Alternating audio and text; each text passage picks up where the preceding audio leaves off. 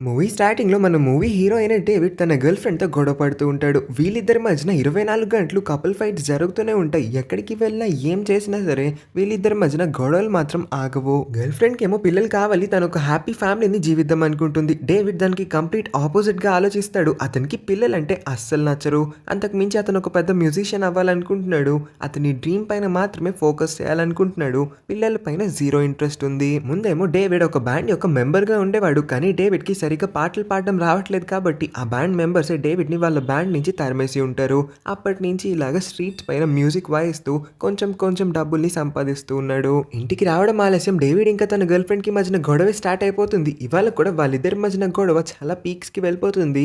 ఇద్దరు కాంప్రమైజ్ అవ్వకపోయేసరికి డేవిడే ఆ ఇంట్లో నుంచి తన ప్లే స్టేషన్‌ని తీసుకొని బయటకొచ్చేస్తాడు. బయటికి వచ్చాక డేవిడ్ రియలైజ్ అవుతాడు. ఇన్ని రోజులు అతను తన గర్ల్ ఫ్రెండ్ ఇంట్లోనే హ్యాపీగా జీవించాడు. కానీ అతనికి ఇప్పుడు జీవించడానికి ఇల్లే లేదని, ఇంకే దారి దిక్కు లేకపోవడంతో తన అక్క అయిన టెస్ వాళ్ళ ఇంటికే వెళ్దామని నిర్ణయించుకుంటాడు. అవును, డేవిడ్‌కి ఒక అక్క కూడా ఉంది. ఆ అక్క పేరు టెస్. టెస్ ఇంకా డేవిడ్‌కి మధ్యన మంచి రిలేషన్‌షిప్ అయితేనే ఉంటుంది. సిస్టర్ ఇంకా బ్రదర్ బాండ్ చాలా గట్టిగానే ఉంటుంది. టెస్‌కి ఒక 5 ఏళ్ల పిల్లోడు కూడా ఉంటాడు. వీడి పేరు ఫెలిక్స్. ఫెలిక్స్ వాళ్ళ మావయ్యని చూసి, "ఏంటి మావయ్య మా ఇంటికి ఇంత పొద్దు పొద్దునే వచ్చేసావు? ఇకపై నుంచి మా ఇంట్లోనే ఉంటావా ఏంటి?" అని అడుగుతాడు. "ఓహో, నువ్వు ఇక్కడే ఉన్నావా? సర్లే నాకు ఒక కప్పు కాఫీ తీసుకొని రా" అని అనగానే, "ఏం మాట్లాడుతున్నావు? నాకు 5 సంవత్సరాలు, నేను నీకు కాఫీ ఎలా పెడతాను? నాకు కాఫీ చేయడం రాదని" అంటాడు. ఫెలిక్స్ టీవీ ఆన్ చేసి అతని ఫేవరెట్ షో అయిన టెడీ షోని చూస్తాడు. దానిలో ఒక బూస్ట్ బాబు పిల్లలందరినీ ఎంటర్టైన్ చేసేలా వింత వింత డాన్సులన్నీ చేస్తూ ఉంటాడు. పిల్లలందరికీ కూడా ఈ టెడ్డీ షో చాలా ఫేవరెట్. కానీ ఆ షో ఎంత చెత్తగా ఉంటుందంటే అప్పుడే నిద్రలేసిన డేవిడ్‌కి ఇరిటేషన్ పీక్స్‌కి వెళ్ళిపోతుంది. అందుకే అతను తీసుకువచ్చిన ప్లే స్టేషన్‌ని ఫెలిక్స్‌కి ఇచ్చి ఒక జాంబీ గేమ్‌ని అయితే పెట్టి కాసేపు ఫెలిక్స్ నోరుని మూయిద్దాం అనుకుంటాడు. ఈ లోపే టెస్ ఇంట్లోపలికి పరిగెత్తుకుంటూ వచ్చి, "అసలు నా కొడుకుని పాడు చేయడానికి ఇక్కడికి వచ్చావా ఏంటి? ఇలాంటి చెత్త చెత్త గేమ్స్ అని వాడితో ఎందుకు ఆడిస్తూ ఉన్నావు? వెంటనే ఈ గేమ్‌ని తీసుకెళ్లి డస్ట్‌బిన్‌లో పడే" అని అరుస్తుంది. "ఏంటక్క నువ్వు ఇది బోడి గేమే కదా! ఇది సాధారణమైన గేమ్. దీనికోసం ఎందుకు ఇలా ఓవర్ రియాక్ట్ అవుతున్నావు" అని అడుగుతాడు డేవిడ్. ఆ రోజుటి డిన్నర్ టైంలో టెస్ వాళ్ళిద్దరి కోసం ఉప్పు కారం ఏమీ కలపని ఒక పిజ్జాని తయారు చేసి అయితే పెడుతుంది. "ఏంటక్క మసాలాలే వాడిని పిజ్జా తయారు చేసి మా ముందు పెట్టావు? ఇది టేస్ట్ చేయడానికి చాలా చెత్తలా ఉందని" అంటాడు డేవిడ్. ఫెలిక్స్‌కి డయాబెటీస్‌తో పాటు ఇంకా చాలా హెల్త్ ప్రాబ్లమ్స్ ఉన్నాయి. దానివల్ల డాక్టర్ సజెషన్ ప్రకారం వాడు ఎప్పుడు కూడా మసాలా ఫుడ్స్‌ని ఎక్కువ క్వాంటిటీలో తీసుకోకూడదు. అందుకే నేనెప్పుడు ఉప్పు కారాలన్నీ కూడా అవాయిడ్ చేస్తాను. దానివల్లే నీకు ఈ ఫుడ్‌ని పెట్టనివ్వాలా అని అంటుంది. "ఏంటక్క నువ్వు కొంచెం ఉప్పు కారం కలిపినంత మాత్రాన ఏమైపోద్దంట? నీ కొడుకు బానే ఉన్నాడు కదా! వాడికి రేపటి నుంచి మంచిగా ఫుడ్ పెట్టు" అని బూతులు కూడా మాట్లాడడం మొదలు పెడతాడు. "అసలు నువ్వు ఇక్కడికి నా కొడుకుని పాడు చేయడానికి వచ్చావా ఏంటి? ఇన్ని సంవత్సరాలైనా సరే నీకు ఇంకా పిల్లలంటే ఎందుకు ఇష్టమో నాకు ఇంకా అర్థం కాలేదు. ఇప్పటికన్నా నా ప్రశ్నకి సమాధానం చెప్తావా" అని అడిగినప్పుడే డేవిడ్ చెప్తాడు, "మనిద్దరం చిన్నప్పుడు ఎంత బాధని అనుభవించామో మర్చిపోయావా అక్క? చిన్నప్పుడే నాన్న మనిద్దరిని వదిలేసి వెళ్ళిపోయాడు. అప్పటి నుంచి మనిద్దరం అనాథల్లానే పెరిగాము. అందువల్లే నేను మళ్ళీ నా నాన్నలాగా అవుతానేమో అని నాకు ఎప్పుడు కూడా అనిపిస్తూ ఉంటుంది. ఆ భయం వల్లే నేను ముందు నుంచి ఇప్పటి వరకు కూడా పిల్లలు వద్దనుకున్నాను. ఇదే విషయంపై ప్రతిరోజు నాకు నా గర్ల్ ఫ్రెండ్‌కి గొడవలు అవుతూ ఉంటాయని" చెప్పాడు. టెస్ డేవిడ్‌కి అర్థమయ్యేలా చెప్తుంది, "మన నాన్న అలా ఉన్నాడంటే నువ్వు కూడా నాన్నలాగా అవుతావని అస్సలు రూల్ ఏమీ లేదు కదా! పిల్లలు ఇంట్లో ఉంటే వాళ్ళ వల్ల మనం ఇంకా సంతోషంగా ఉంటాం. వాళ్ళేం మనల్ని ఇరిటేట్ చేయరు, ఫ్రస్ట్రేట్ కూడా చేయరు. వాళ్ళ వల్ల మన జీవితం ఇంకొంచెం కలర్ఫుల్ ఇంకా మెరుగ్గా మారుతుంది. ఇది నేను ఫెలిక్స్ పుట్టిన తర్వాత తెలుసుకున్నాను. నీకు కూడా ఒక పిల్లో పుడితే అప్పటి కానీ నువ్వు ఈ విషయాన్ని రియలైజ్ అవ్వలేవని" చెప్తుంది. రాత్రి టెస్ ఫెలిక్స్‌ని నిద్రపుచ్చడానికి బోల్డని బెడ్ టైమ్ స్టోరీస్‌తో పాటు చాలా మోటివేషనల్ లైన్స్‌ని కూడా చెప్తుంది. ఈ మోటివేషనల్ లైన్స్ అన్నిటిని కూడా బయట నుంచి మన డేవిడ్ వింటూ ఫుల్‌గా మోటివేట్ అయిపోతాడు అనుకుంటా. అతను సడన్‌గా పిల్లల పైన అభిప్రాయాన్ని చేంజ్ చేసుకొని తన గర్ల్ ఫ్రెండ్ దగ్గరికి వెళ్ళి సారీ అడిగి ఆమెని పెళ్లి చేసుకోవాలనుకుంటున్నట్టుగా ఇంకొకసారి ప్రపోజ్ చేసి చెప్దామనుకున్నాడు. అతని గర్ల్ ఫ్రెండ్‌కి ఒక సర్ప్రైజ్ ఇద్దాం అనుకుంటాడు. నిద్రపోతూ ఉన్న ఫెలిక్స్‌ని అర్ధరాత్రి పూట నిద్ర లేపేసి తన గర్ల్ ఫ్రెండ్ బిల్డింగ్ వరకు అయితే తీసుకొని వచ్చేస్తాడు. ఫెలిక్స్‌కి ఒక సూపర్ హీరో కాస్ట్యూమ్ అయితే వేస్తాడు. డేవిడ్ ఫెలిక్స్ చేతికి ఇప్పుడు విల్ యు మ్యారీ మీ అనే ఒక బోర్డ్ని ఇస్తాడు. డేవిడ్ దగ్గర ఆల్రెడీ తన గర్ల్ ఫ్రెండ్ యొక్క ఇంకొక ఎక్స్ట్రా తాళం ఉంటుంది కాబట్టి మెయిన్ డోర్ని అతను ఓపెన్ చేయాలనుకుంటాడు. అతని పక్కన దాక్కుంటాడు. ఫెలిక్స్ ఇప్పుడు ఆ బోర్డ్ని చూపించి గర్ల్ ఫ్రెండ్ని సర్ప్రైజ్ చేద్దాం అనుకున్నారు. ఇదే వీళ్ళ సర్ప్రైజ్ ప్లాన్. కానీ డోర్ తెరవంగానే గర్ల్ ఫ్రెండ్ వీళ్ళకి ఇంకొక పెద్ద సర్ప్రైజ్ని ఇస్తుంది. గర్ల్ ఫ్రెండ్ ఇంకొకరితో రాత్రి టైం స్పెండ్ చేస్తూ ఉంటుంది. ఇది చూసిన డేవిడ్ గుండె 2 ముక్కలైపోతుంది.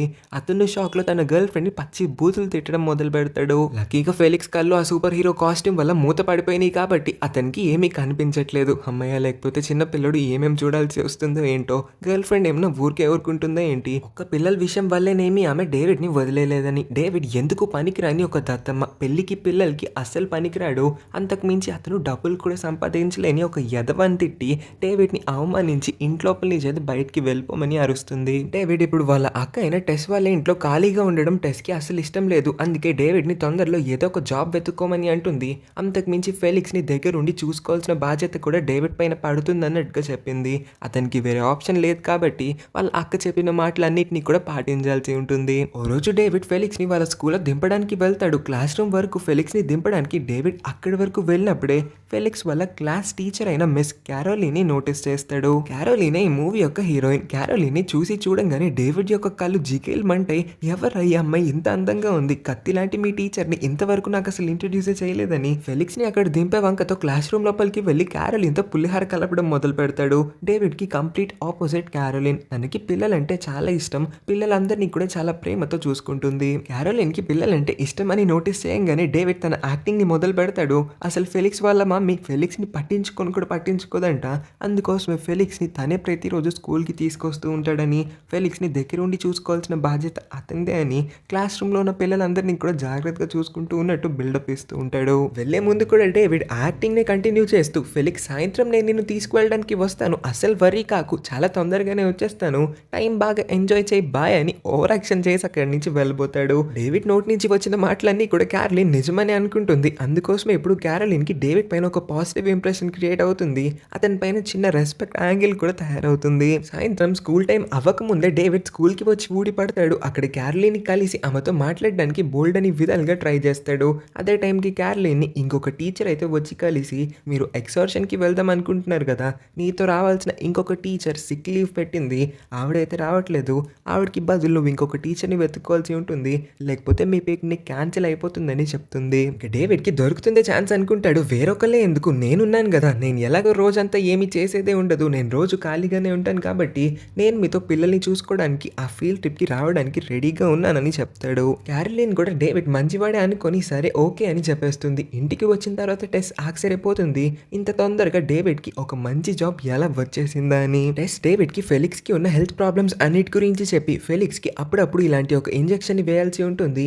ఈ ఇంజెక్షన్ యొక్క 2 సైడ్స్ 2 కలర్స్ ఉంటాయి. బ్లూది ఎప్పుడు పైన ఉండాలి, ఆరెంజ్‌ది ఎప్పుడు కింద ఉండాలి. అప్పుడే ఇంజెక్షన్ ఫెలిక్స్ బాడీలోకి వెళ్తుందని డెమో ఇచ్చిన తర్వాత అర్థమైందని అడుగుతుంది. డేవిడ్ నాకు బాగా అర్థమైంది, దీనిలో అర్థం కాకపోవడానికి ఏముంది, బ్లూది పైన ఆరెంజ్ది కింద, అంతే కదా అక్క అని అంటాడు. ఎస్ డేవిడ్ మర్చిపోతాడేమో అని ఇంకొకసారి చెప్పడానికి ట్రై చేస్తుంది. ఆపే బాబు, ఇంకెన్నిసార్లు చెప్తావు, నాకు అర్థమైందని చెప్పాను కదా, బ్లూ పైన ఆరెంజ్ కింద, ఇంకొకసారి అసలు చెప్పొద్దు, నువ్వు ఇంకోసారి చెప్తేనే నేను మర్చిపోయేలా ఉన్నానని అరుస్తాడు. రే తమ్ముడు, అయినా నీకు పిల్లలంటే ఇష్టం లేరు కదా, నువ్వు ఆ పిక్నిక్కి వెళ్ళి పిల్లలందరినీ దగ్గరుండి జాగ్రత్తగా ఎలా చూసుకుంటావని అని అనగానే, నాకు పిల్లలంటే ఇష్టం లేదని ఎవరు చెప్పారు, పిల్లల కోసం నేను ప్రాణాలు ఇవ్వడానికన్నా రెడీగా ఉన్నానని ఒక్కసారిగా మాటని దోసని తిప్పినట్టు తిప్పేస్తాడు. సీన్ కట్ చేసి చిన్న చిన్న పిల్లలందరూ కూడా వాళ్ళ స్కూల్ ట్రిప్కి ఒక బస్సులో బయలుదేరినట్టుగా చూపిస్తారు. ఆ బస్సులో డేవిడ్తో పాటు క్యారోలిన్ కూడా ఉంటుంది. వీళ్ళంతా కూడా వాళ్ళ స్కూల్కి దూరంలో ఉన్న ఒక ఫామ్ హౌస్కి ట్రిప్గా వెళ్తూ ఉన్నారు. వెళ్లే దారిలో పిల్లలందరికీ బస్సులో బోర్ కొట్టకుండా ఉండడం కోసం క్యారోలిన్ తనకు తెలిసిన మ్యూజిక్ని వాయించి కొన్ని మంచి మంచి పాటలన్నింటినీ కూడా పాడి పిల్లలందరినీ ఎంటర్టైన్ చేయడానికి ట్రై చేస్తుంది.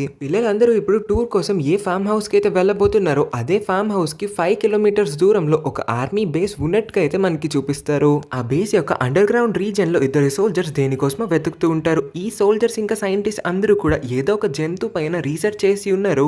ఆ జంతువు అయితే ఇప్పుడు వీళ్ళకి కనిపించకుండా తప్పించుకుపోయింది. అదేలా వాళ్ళిద్దరి కళ్ళకి ఒక సోల్జర్ పైన ఎవరో ఒక వ్యక్తి పడి అటాక్ చేస్తూ ఉన్నాడు. అతను చాలా వైలెంట్ గా బిహేవ్ చేస్తూ ఉండడం కనిపిస్తుంది. వాళ్ళిద్దరికి వాళ్ళ హైయర్ అథారిటీస్ నుంచి వాకీ టాకీ ద్వారా ఒక సిగ్నల్ అయితే వస్తుంది దట్ వాళ్ళు రీసెర్చ్ చేస్తూ ఉన్న జనాలందరూ కూడా తప్పించుకొని పారిపోయారు. ఇప్పుడు వాళ్ళంతా కూడా ఒకరి మీద ఒకరు పడి తింటూ వైలెంట్ గా బిహేవ్ చేస్తూ ఉన్నారని. సో ఈ పాయింట్ లో మనకి అర్థమైపోతుంది సైంటిస్ట్ చేసిన కొన్ని పిచ్చి ఎక్స్పెరిమెంట్స్ వల్ల కొంతమంది జనాలు ఇప్పుడు జాంబీస్ లాగా మారిపోయారని. ఈ వార్నింగ్ ఎమర్జెన్సీకి మధ్యన సోల్జర్స్ అందరూ కూడా జాంబీస్ ని అంతం చేయడానికి ట్రై చేస్తూ ఉంటారు. జనాలు ఇటు నుంచి అటు పరిగెడుతూ ఉంటారు. వీళ్ళిద్దరి కళ్ళకి ఒక జాంబీ ఇంకొక సోల్జర్ మీద పడి తింటూ ఉన్నట్టుగా కనిపిస్తుంది. సీన్ ని ఇక్కడితో కట్ చేస్తారు. ఫామ్ హౌస్ కి వచ్చిన పిల్లలందరూ కూడా ఐకమత్యంగా ఒకే డైరెక్షన్ లో పరిగెత్తడం మొదలు పెడతారు. చూస్తే అక్కడ ఇంకెవరో కాదు, పిల్లలందరినీ అట్రాక్ట్ చేసే ఆ టెడ్డీనే ఉంటాడు. అంటే పిల్లలందరూ మరీ ముఖ్యంగా ఫెలిక్స్ టెడ్డీ షోని చూసి బాగా ఎంజాయ్ చేస్తాడు కదా, ఆ షోలో కనిపించే అదే బూస్ట్ బాబైన టెడ్డీ ఇదే పిక్నిక్ కి వచ్చి ఉంటాడు. డేవిడ్ కి అసలు అర్థం కావట్లేదు ఈ పిల్లలందరికీ టెడ్డీ అంటే ఎందుకు అంత ఇష్టమో. టెడ్డీ కళ్ళు కూడా ఇప్పుడు క్యారోలిన్ పైన పడతాయి అనుకుంటా. క్యారోలిన్ ని అందరికన్నా ముందుకి ఇన్వైట్ చేసి తన్ని ఇంప్రెస్ చేయడానికి నానా రకాలుగా ట్రై చేస్తూ ఉంటాడు. మన కంట్రీలోనే డార్క్ స్కిన్ ఎవరికి నచ్చదనుకుంటా. డార్క్ స్కిన్ ని కవర్ చేసుకోవడానికి రకరకాల బ్యూటీ ప్రొడక్ట్స్ ని వాడుతూ వాళ్ళు ఫేర్గా కనిపించడానికి ఎంతగానో ట్రై చేస్తారు. అదే ఇలా కొన్ని కొన్ని డిఫరెంట్ కంట్రీస్ చూసినట్లయితే dark skin is the beauty standard. అక్కడ వాళ్ళు డార్క్ స్కిన్ కోసం పడి చచ్చిపోతూ ఉంటారు. పిల్లలందరూ ఫామ్ లోపల ఉన్న జంతువులన్నింటినీ చూసి చాలా ఎక్సైట్ అవుతూ ఉంటారు. అదే ఇలా ఇదే టైంకి ఆర్మీ బేస్ లో నుంచి 1 కాదు 2 కాదు చాలా జాంబీస్ అయితే గేట్ ఓపెన్ చేసుకొని మరి ఫామ్ హౌస్ వైప్ గా వచ్చేయడం మొదలు పెడతాయి. క్యారోలిన్ లంచ్ టైం అయిందని పిల్లలందరినీ కూడా ఒక చోటికి పోగేస్తూ ఉన్న టైంలో ఆమె ఫింగర్ కి ఉన్న రింగ్ ని చూసి ఈ రింగ్ ఏంటి చాలా స్పెషల్ గా ఉన్నట్టుంది అని అడిగినప్పుడు, అవును ఇది నాకు చాలా స్పెషలే, ఇది నా ఎంగేజ్మెంట్ రింగ్, ఇంకొన్ని రోజుల్లో నాకు పెళ్లి కూడా అయిపోబోతుందన్న ఒక హార్ట్ బ్రేకింగ్ న్యూస్ ని చెప్పి మన డేవిడ్ యొక్క గుండెనైతే విరక్కొడుతుంది. ఇప్పటి వరకు ఈ అమ్మాయిని ఇంప్రెస్ చేయడానికే కదా పిల్లలందరితో అంత మంచిగా ఉన్నట్టు నటిస్తూ ఉన్నాడు. సడన్ గా ఈ అమ్మాయికి ఆల్రెడీ ఎంగేజ్మెంట్ కూడా అయిపోయిందని తెలుసుకొని పిల్లలందరి మీద ఫ్రస్ట్రేషన్ పెంచుకొని వాళ్ళ మీద ఇరిటేట్ అవుతూ ఉంటాడు. తర్వాత ఓ డ్రైవర్ స్టూడెంట్స్ అందరినీ కూడా ట్రాక్టర్ మీద కూర్చోపెట్టి వాళ్ళందరినీ కూడా ఫామ్ హౌస్ మొత్తంలో తిప్పడం మొదలు పెడతాడు. వాళ్ళ ట్రాక్టర్ కి అడ్డుగా ఎవరో ఇద్దరు గొడవ పడుతున్నట్టు డ్రైవర్ కి కనిపించడంతో వాళ్ళ గొడవని ఆపడానికి డ్రైవర్ కిందకి దిగిపోతాడు.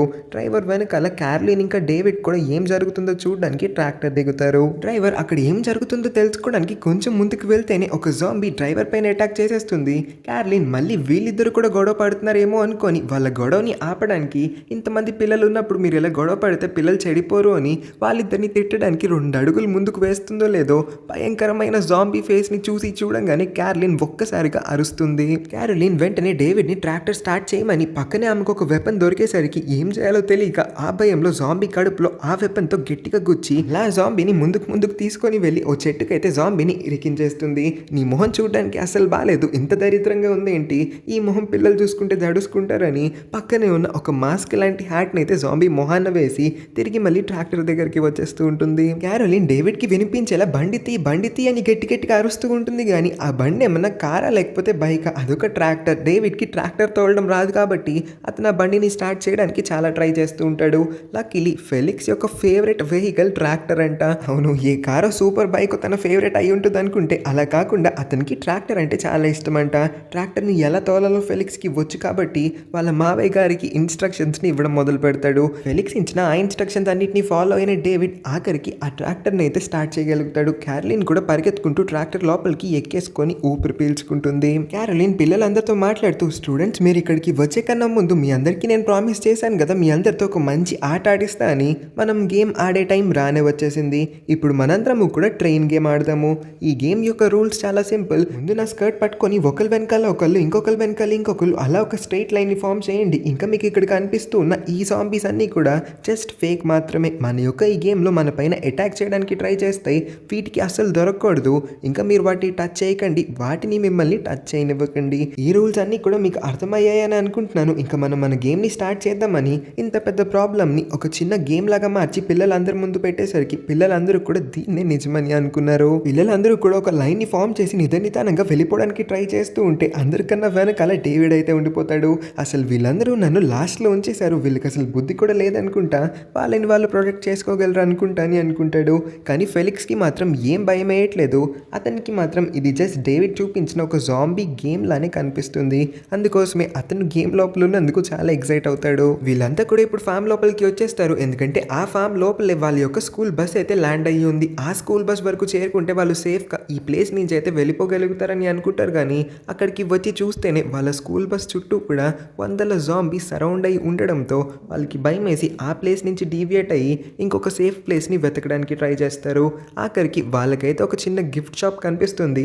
ప్రస్తుతానికి గిఫ్ట్ షాప్ లోపలికి వెళ్ళిపోదామని షాప్ యొక్క డోర్ని నాక్ చేస్తారు. కానీ లోపల టెడ్డీ అయితే ఉంటాడు. కానీ టెడ్డీ ఇంతమంది చిన్న పిల్లల్ని చూసి అసలు డోర్ ఓపెన్ చేయడానికి కూడా నిరాకరించేస్తాడు.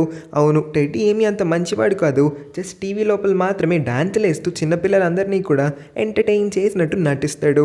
రియల్ లైఫ్లో వాడికి అసలు పిల్లలే నచ్చరు. ఇప్పుడు ఇంతమంది పిల్లలు చచ్చిపోయినా అతనికి పర్లేదన్నట్టుగా బిహేవ్ చేస్తాడు. ఈ బూస్ట్ గాడి ఎంత రిక్వెస్ట్ చేసుకుంటూ ఉన్న పిల్లలు ఎవరికి హెల్ప్ చేయనని మొహం మీద చెప్పేస్తూ ఉండడంతో క్యారోలిన్ వెంటనే ఒక ఆల్టర్నేటివ్ని వెతుకుతుంది. గిఫ్ట్ షాప్ లోపలికి వెళ్ళడానికి ఒక చిన్న హోల్ అయితే కనిపిస్తుంది. ఆ హోల్లో ముందు పిల్లలందరినీ పంపించేసి ఆఖరికి తను కూడా వెళ్ళిపోతుంది. కానీ మన డేవిడ్ ఒక్కడే జాంబీస్ దగ్గర బయట ఇరుక్కుపోతాడు.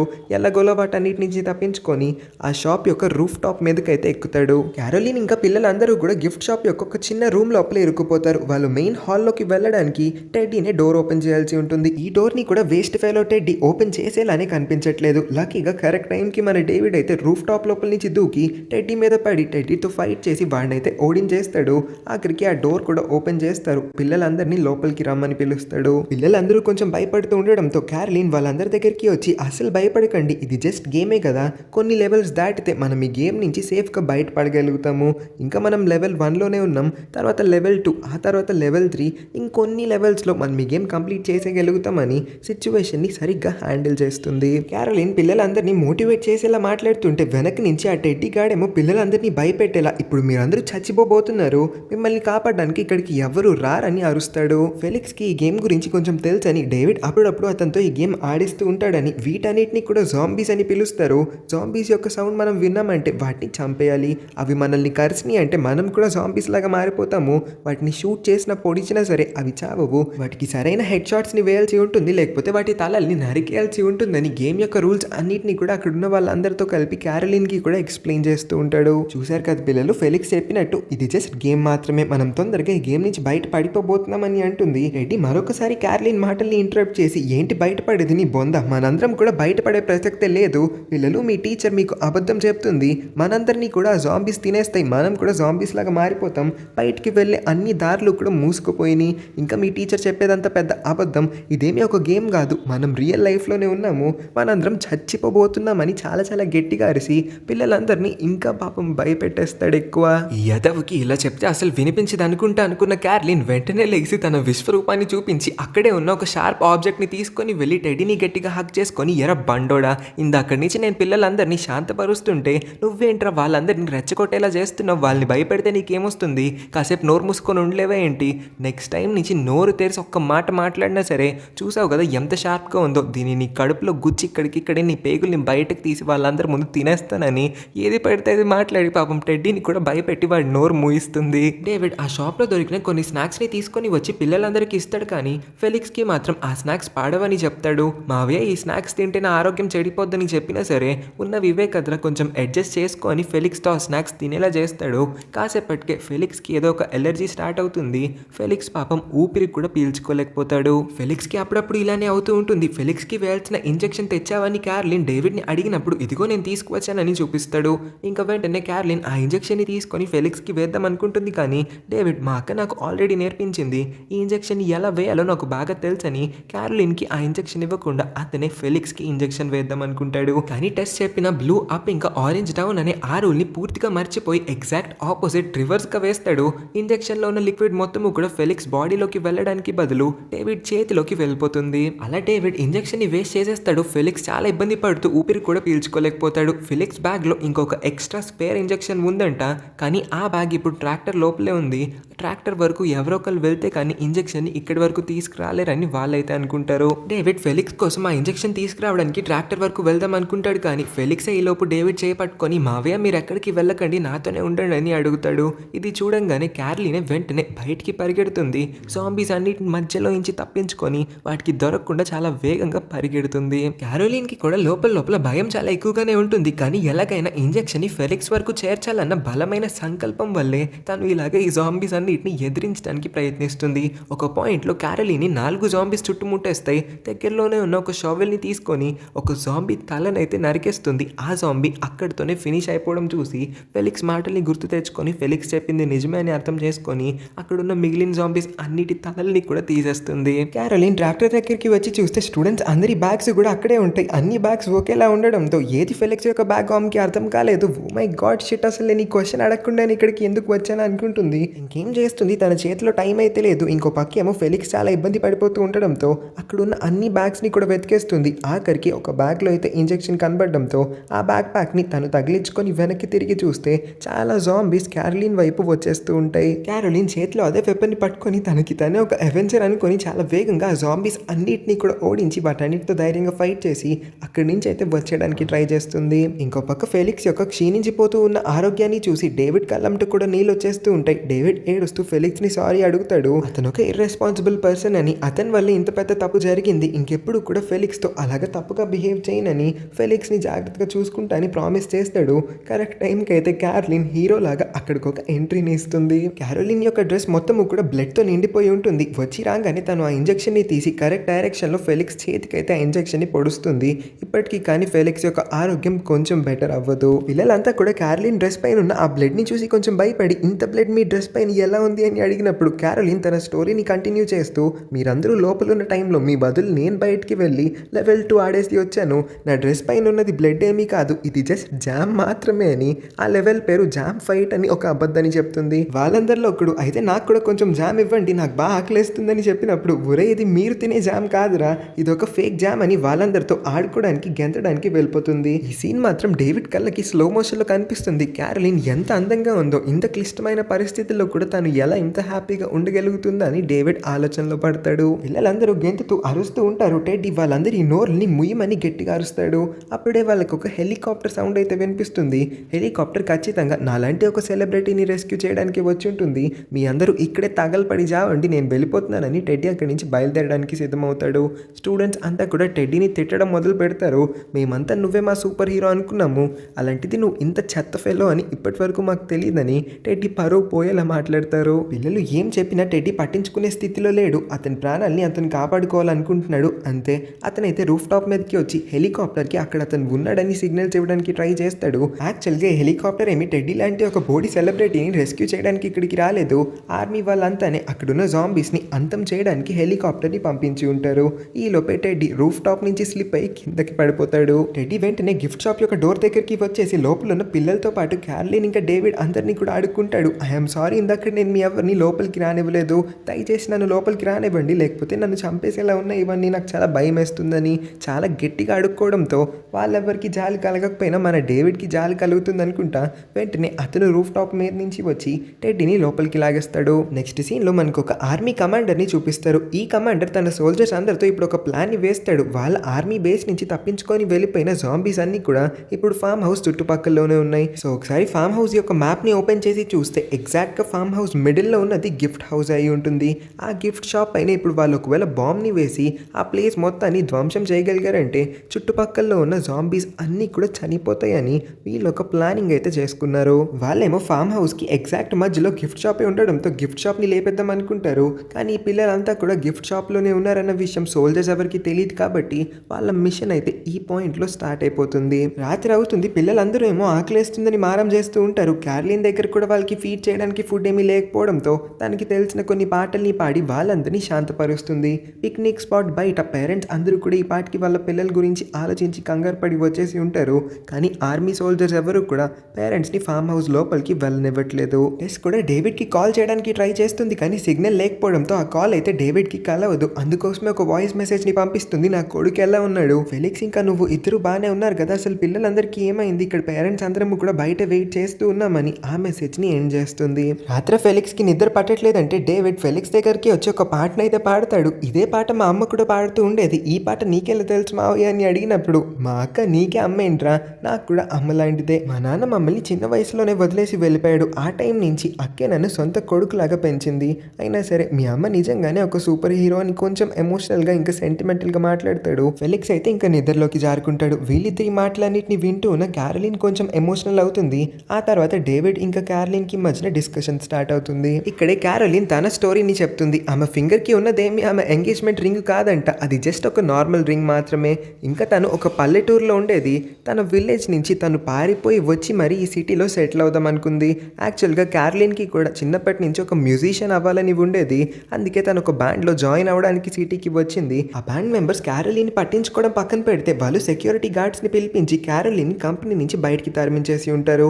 అవమానం తట్టుకోలేని క్యారోలిన్ సూసైడ్ చేసుకుంటుంది. తను కొన్ని రోజుల వరకు కోమాలోనే హాస్పిటల్లో అడ్మిట్ అయ్యి ఉంటుంది. కోమా నుంచి బయటికి వచ్చిన తర్వాతే తను ఈ స్కూల్లో టీచర్గా జాబ్లో జాయిన్ అయ్యింది.